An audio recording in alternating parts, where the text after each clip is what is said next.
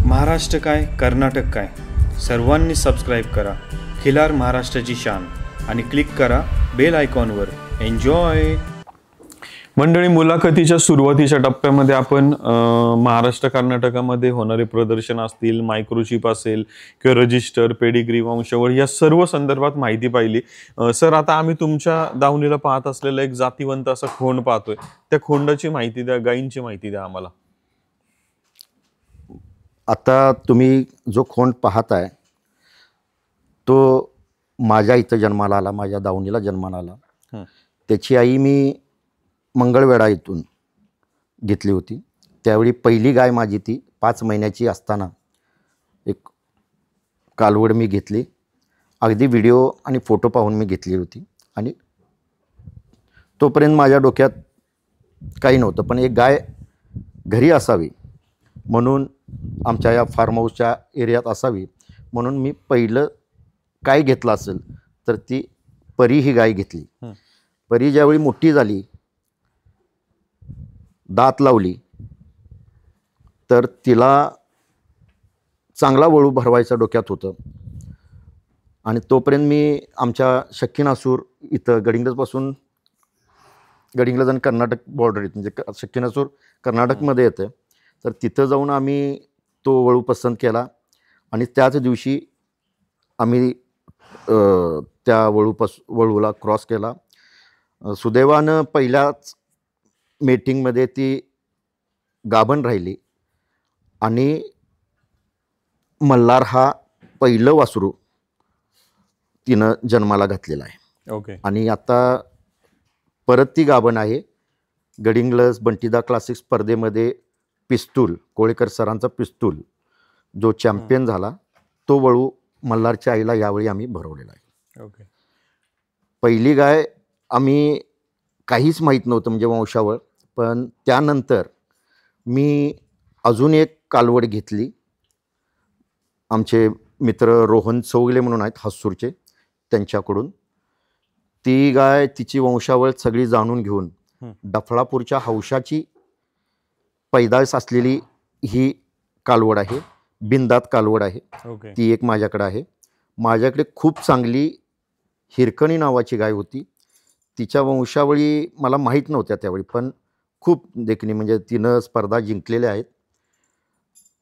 तिच्यापासून ती वासराला म्हणजे कालवडीला जन्म दिली आणि त्याच दिवशी ती आम्हाला सोडून गेली. पण तिची एक कालवड माझ्याकडे आहे, ती इंद्रायणी. एकही दिवस सूरजजी तिनं गाई आईचं दूध पिलेलं नाही आहे, पण ती आता 5-5.5-6 महिन्याची झालेली आहे.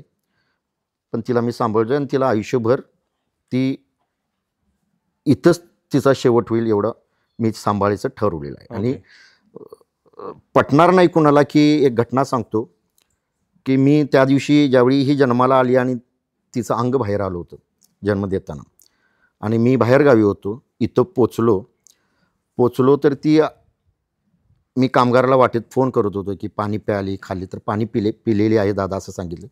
मी, माझे मित्र काशीनाथ बेळगुद्री म्हणून आहेत, खूप जाणकार आहेत त्या क्षेत्रामध्ये, त्यांना घेऊन इथं फार्मवर आलो. ती गाय आडवी होती आणि तिच्या श्वासात काहीतरी मला फरक जाणवला म्हणून मी डॉक्टरला फोन केला की मला काहीतरी वेगळं वाटतंय, तिची नजर वेगळी वाटते आणि तुम्ही प्लीज लवकर या, कारण डॉक्टर वेळेत मिळवणं सगळ्यात मोठी कसरत असते. आणि माझ्याकडे रेकॉर्डिंग आहे त्याचं की ती अशी माझ्या नजरेनं एकदाही, आता इंद्रायणी जे वासरू आहे तिनं दूध प्यालं नव्हतं. ती हिरकणी म्हणजे इंद्रायणीची आई माझ्या अशा नजरेनं बघत होती की ती न बोलता सगळं काही सांगत होती. आणि मी ज्यावेळी तिला म्हणालो, इंद्रायणी काय काळजी करतेस, कशासाठी एवढं तू दुःखी दिसायला लागलीस, आणि तू काळजी करू नकोस, मी तुझ्या वासराला सांभाळतो. 1 मिनिटात तिनं माझ्या हातात जीव दिला. ती घटना मी कधीही विसरू शकत नाही की मी माझ्या डोळ्याने बघितलं की मी असं म्हणालो आणि परी तिच्या बाजूला होती आणि परीनं हंबारडा फोडलाय. ओके. हंबारडा फोडल्यानंतर मला माहितीच नव्हतं तिनं जीव सोडला. परीनं ज्यावेळी हंबरडा फोडला त्यावेळी म्हटलं हिरकणी सोडून गेली. ते माझ्या हातात माझीच वाट इतका वेळ बघत होती आणि तिला फक्त शब्द पाहिजे होता का की माझ्या बाळाचा तू सांभाळ करतोस का म्हणून, आणि तो शब्द दिला आणि ती निघून गेली. म्हणून ती राजमाता आहे म्हणायला हरकत नाही. ओके. तर मंडळी, एक गोष्ट जर आपण पाहिलं गेलं तर म्हणजे ही एवढी खटाटोप कशासाठी चालली, आपल्या देशी गोवंशाचं का त्यांनी पुढे जावं, का त्याचं महत्त्व सर्वांना कळावं. राज्यमाता म्हणून महाराष्ट्र सरकारने त्याची घोषणा केली. महाराष्ट्राचा शेतकरी जीवाचा आटापिटा करून हे सांभाळतोय, तर त्याच्यासाठी काहीतरी कोणीतरी पुढाकार येऊन केलं पाहिजे, हा आपल्या सर्वांचा एकमेव तळमळीचा प्रयत्न आहे. सर, आता आम्ही तुमच्या दावणीला बरेचसे घोडे पण पाहतोय, तर देशी गोवंश सांभाळणं, घोडे सांभाळणं, त्याचबरोबर काही डॉगच्या ब्रीड पण पाहतोय, तर आम्हाला तुमच्या दावणीच्या घोड्यांबद्दल थोडी माहिती द्या. जसं आपण देशी गोवंश हा शब्द वारंवार काढतो, तसे हे देशी घोडे आहेत माझ्याकडे, जे इंडियन ब्रीड आहेत. इंडियन ब्रीड मारवाड आहेत, हे मारवाडी घोडे आहेत माझ्याकडं. अगदी प्रसिद्ध फुलमाल लाईनचे घोडा लाईन त्याच्यामध्ये आहेत, ज्याच्यामध्ये उदयपूर पॅलेसच्या लाईन आहेत, ज्याच्यामध्ये अतिसुंदर आहे, ज्याच्यामध्ये प्रभात नावाचा घोडा होता त्या लाईनचा आहे, परत अतिसुंदर लाईनचे आहे. असे भारतातल्या प्रसिद्ध घोड्यांच्या ब्लड लाईन माझ्याकडे आहेत. ज्या गोष्टी या विभागात गडिंग्लज परिसरात कधी घडल्या नाहीत, इतिहासात कधी झालेलं नाही.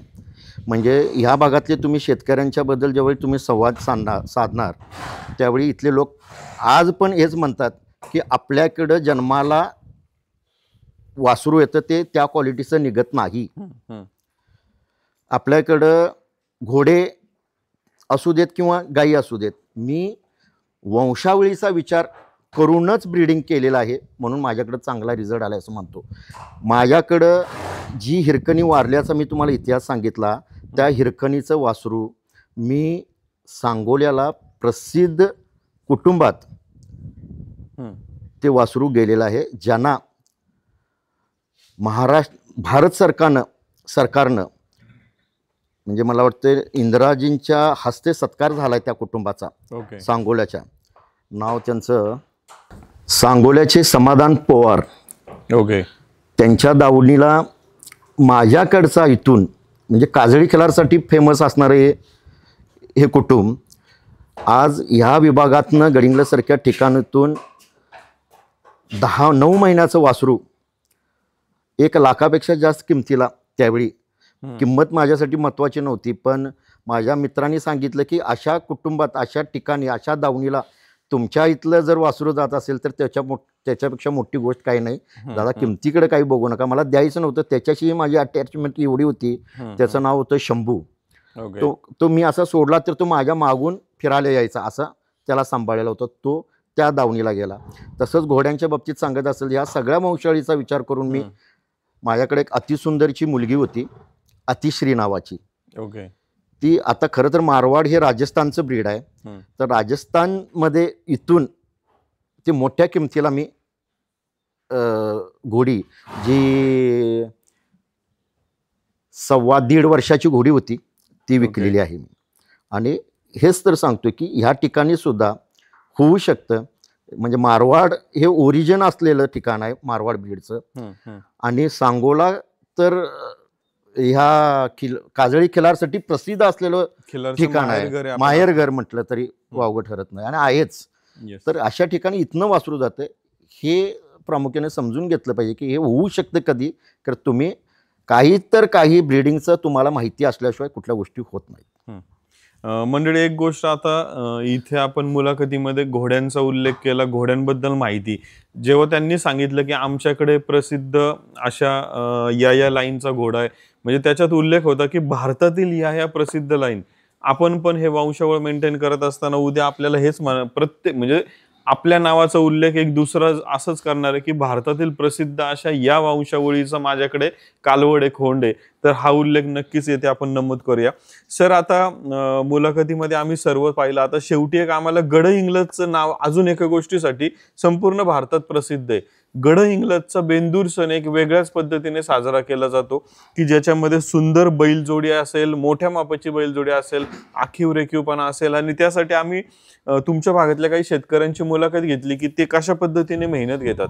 या बेंदूर सणाबद्दल काय माहिती देता सर? कर्नाटकी बेंदूर ज्यावेळी असतो त्या तारखेला गडिंग्लजमध्ये काळभैरव तरुण मंडळ, अभिमानानं सांगतो की त्या मंडळाचे पहिले संस्थापक अध्यक्ष माझे वडील पापा कोरी होते. आणि या स्पर्धा जवळजवळ 22-25 वर्ष झालं सातत्यानं या मंडळाचे कार्यकर्ते पदाधिकारी करत आलेले आहेत. मोठ्या प्रमाणात ही स्पर्धा आयोजित केली जाते.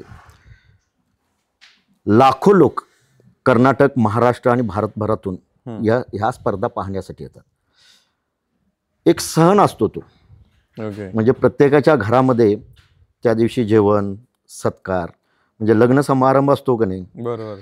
पूर्वी बेंदूर ज्या पद्धतीनं साजरे व्हायचे की महिने 2 महिने बैल कामावरून आले की त्यांना त्याच्या गोठ्यामध्ये त्यांची व्यवस्था केली जायची. अगदी मी सूर्यजी सांगतो की उजेड सुद्धा पडू देत नाहीत. सूर्यप्रकाश बघून माहीत नसतो यांना. अशी व्यवस्था. लघवी धरली जाते. खाली एक माणूस बसून असतो लघवी धरायला. त्यांच्या अंगावर कुठले डाग पडू नयेत. आणि फोर्स फिडिंग असतं. फोर्स फिडिंग म्हणजे एक्स्ट्रा खायला देताना जे भरवलं जातं ते फोर्स फिडिंग सुद्धा मी या लोकांनी केलेलं बघितलेलं आहे. सकाळचे लोक नसताना हे लोक त्यांना एक्सरसाइज देण्यासाठी पहाटे 4ला उठून 2-2 किलोमीटर त्यांना वॉक देणे, दुडकी चालवणे, बैलगाड्याबरोबर झोपणे, हेही मी बघितलेलं आहे. खूप कष्ट केलं जातं. खूप ईर्षेनं लोक यामध्ये उतरतात. प्रामुख्याने ह्या 2 महिन्याच्या कालावधीमध्ये ह्या जनावरांची सेवा जितकी काय करता येईल तितकं करण्याचा प्रयत्न तो शेतकरी त्याचं ऋण फेडण्यासाठी करत असतो असं मी मानतो. आणि ह्या स्पर्धेत आपण उतरावं.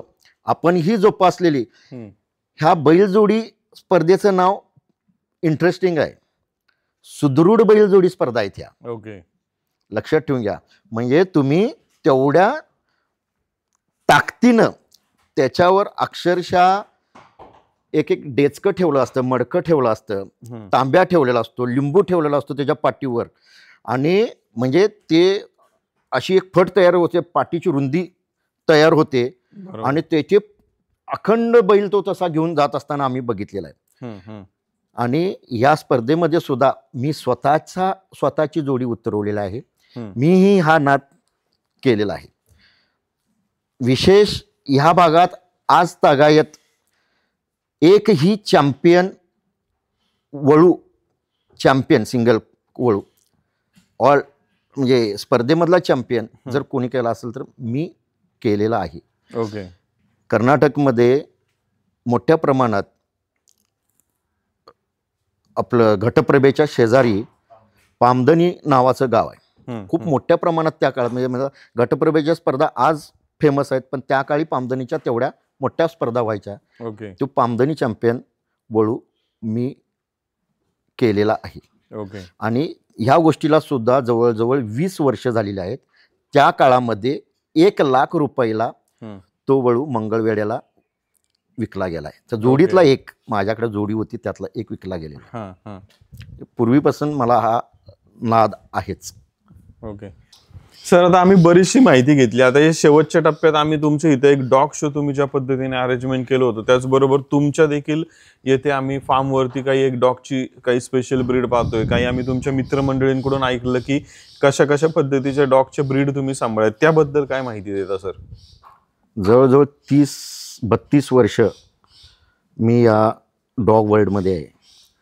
सुरुवातीला मी ग्रेट डेन जातीचे श्वान सांभाळलेत.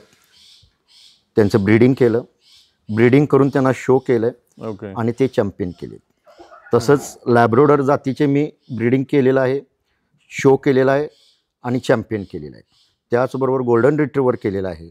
त्याचबरोबर बिगल केलेला आहे, आता फॉक्स टेरियर करतोय, शिजू केलेला आहे. तर वेगवेगळ्या ग्रुपमधले वेगवेगळ्या जातीचे श्वान मी आजपर्यंत ब्रीडिंग करून शोईंगसुद्धा स्वतः केलेलं आहे. हँडलर कधीही मी घेतलेला नाही, स्वतःच सगळं त्यांचं ग्रूमिंग असून देत, त्यांना ट्रेनिंग असून देत, त्यांचं हँडलिंग असून देत, ह्या सगळ्या गोष्टीचं मी केलेलं आहे. आणि गडिंग्लज केनल असोसिएशनचा मी सेक्रेटरी आहे. आमचे अध्यक्ष माननीय KS नागराज शेट्टी आहेत. मी केनल क्लब ऑफ इंडियाचा मेंबर आहे आणि खूप वर्ष जवळजवळ 2010 सालापासून आम्ही डॉग शो गडिंग्लजमध्ये मोठ्या प्रमाणात भरवतो. या स्पर्धेसाठी पंच म्हणून आम्ही विदेशातून अनेक देशातून इथं पंच बोलवले आहेत. प्रामुख्याने सांगायचं असेल गडिंग्लज आणि कौतुकास्पद गोष्ट अशी आहे की आमची इथलं नियोजन पाहून, आमची इथले अरेंजमेंट पाहून विदेशातल्या अनेक जजेसना आम्ही इथं येऊन जजिंग करावं अशी इच्छा आज निर्माण होते. इतकं नावलौकिक गडिंग्लज केनल असोसिएशन मिळवलेलं आहे. मी हे इतक्यासाठीच सांगतो, कुठलंही क्षेत्र असू देत, नियोजनबद्ध काम जर आपण केलं तर यश नक्की आहे असं मी मानतो. ओके, धन्यवाद सर. या तुमच्या शेवटच्या डॉगच्या फील्डची माहिती घेत असताना देखील आम्हाला मोठी आमच्या क्षेत्रातली किंवा देशी गोवंशाची जी गरज आहे ती याच्यातून लक्षात आली आणि आज खूप सुंदर माहिती मिळाली. सर, एकदा आम्हाला तुमचं संपूर्ण नाव, गाव आणि फोन नंबर सांगा. माझं नाव महेश बसवराज कोरी. बंटी नावानं मला सर्व इथले लोक, माझे मित्र ओळखतात, आजूबाजूचे लोक ओळखतात. मी गडिंग्लज गांधीनगर परिसरातील रहिवासी आहे, जिल्हा कोल्हापूर. माझा मोबाईल नंबर आहे 9307932225.